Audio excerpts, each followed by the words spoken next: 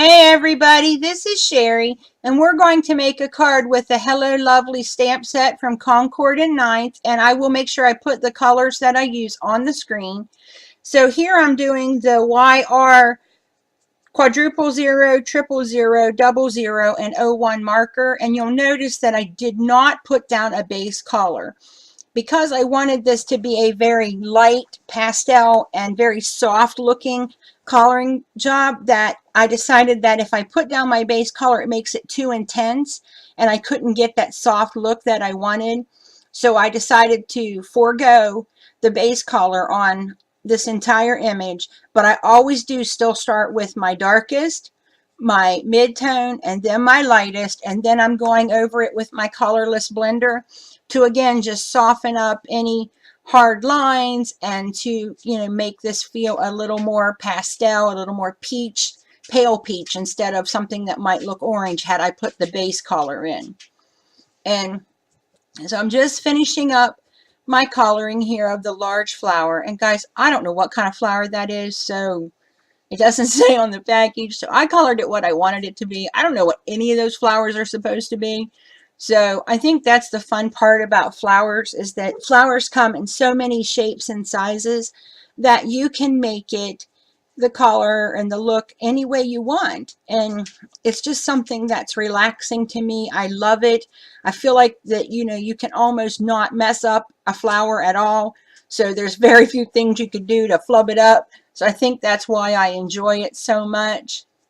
And there we're using the BV triple, double, and 11.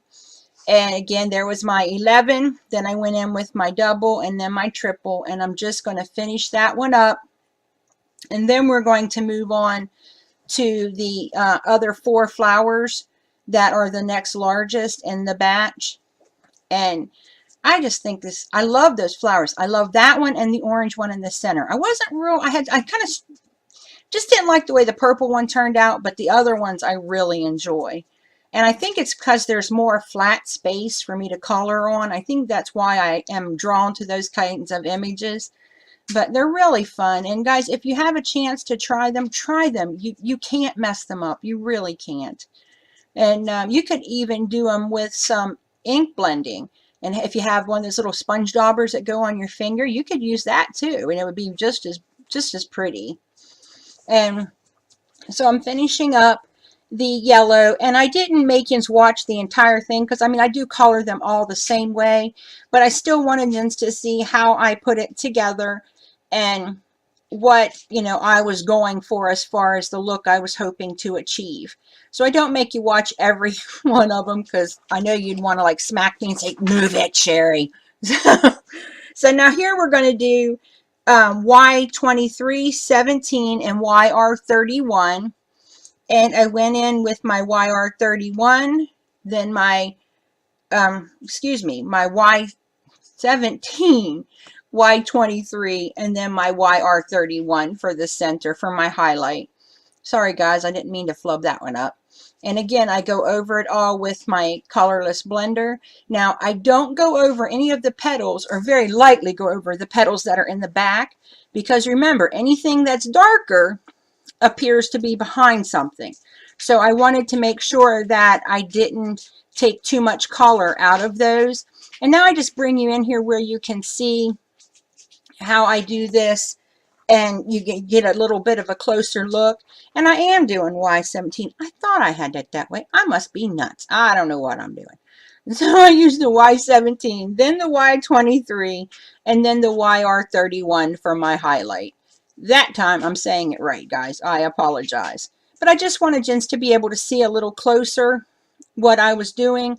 So I zoomed it in so that you could see, but I promise I won't make you watch me color every one of those tiny little flowers. And I'm almost done with it. Just going in with my colorless blender. And again, leaving the petals in the back darker. And we're going to move on to the leaves. Now this one we're going to do with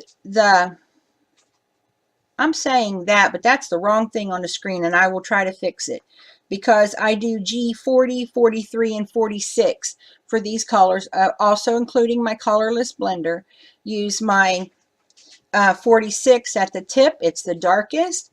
Then my mid-tone is 43, and then my highlight is 40. Now here's where I use the YG 91, 61, 63, and 67. And I use my 67 as my darkest color.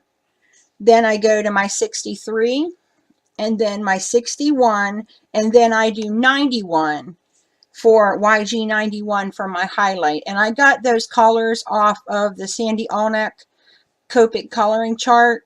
And I will try to remember to put a link if I can find it to where you can purchase that, because it does show you a lot of other possibilities that you don't see when you just go based off of the numbers, the number system that's on the Copics. So I will try to put that down there for everyone to, you know, get to see and check out. And you can purchase it from her if you want to.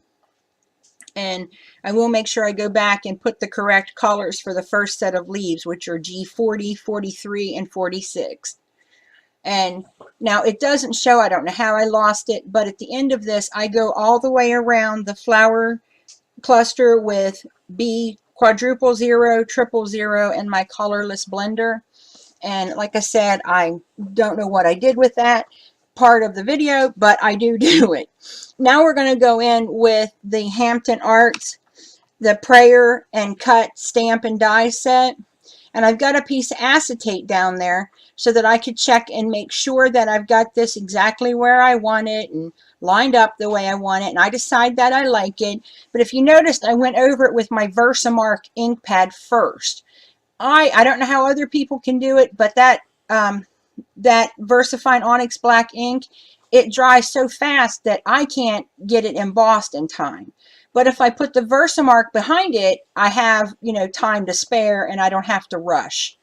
And so I just take my, get rid of the cat hair, and I use my Onyx black embossing black embossing powder to put on there, and I'm going to put my stuff away and get out my heat gun.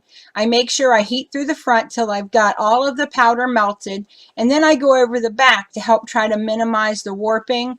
Now here's where I make a mistake, and I left it in because I figure, you know, don't feel like you have to make all the mistakes in this world. You know, try to learn from other people. Or at least that's what I try to do. So I've got my acetate on top, and again, I'm trying to, you know, stamp that down to make sure that that's what I like, and I've got it where I want. Clean up my mat or my stamp, and then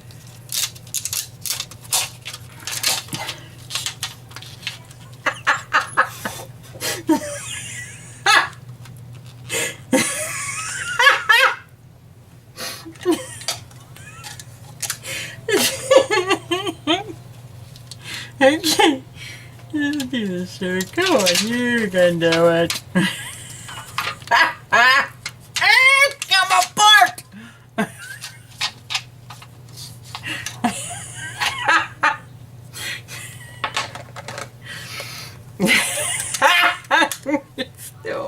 Oh my gosh, I should have left the camera off. all right, guys. I couldn't believe I did that, but I figured maybe somebody else wouldn't realize that if you moved your acetate that it would stick your stamp or your magnets together, so I thought I would show you. So I just used my Onyx Black ink to put on Your and My, and then it already says prayers. I take it off, I put it on an A2 size Recollection card base. I've got it, the top panel cut down by 1/4 of an inch, so it makes it 4 by 5 1/4. I put some fun foam underneath just to kind of lift it up, give it a little dimension so it doesn't look so flat. I put it on with my ATG gun, load that up so that it sticks good, and then I layer it on my card base. That's it, guys. It was super sweet, super simple, and a lot of fun. If you like this video, give it a thumbs up, and if you do, leave a comment below letting me know what was your favorite part. Thanks for visiting me today, and happy crafting.